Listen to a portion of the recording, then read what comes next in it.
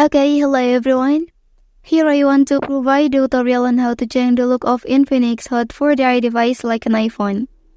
Wanting to change the looks of your Android device to resemble an iPhone could stem from various reasons. Perhaps you admire the aesthetic of iOS and want to replicate it on your Android device. So, let's go to the tutorial. Well, first thing first, you have to install this application on the App Store, and then tap on it to start activate the iOS launcher.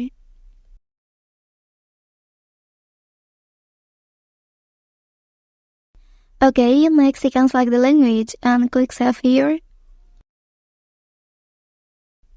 And click Continue. Okay, and then click Start. So now set the iOS launcher as a default home screen.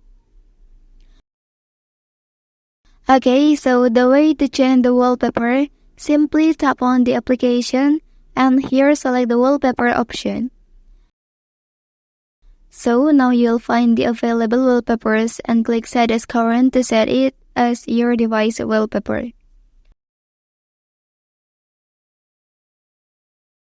Okay, that's the tutorial on how to change the look of Infinix Hot 4G device like an iPhone.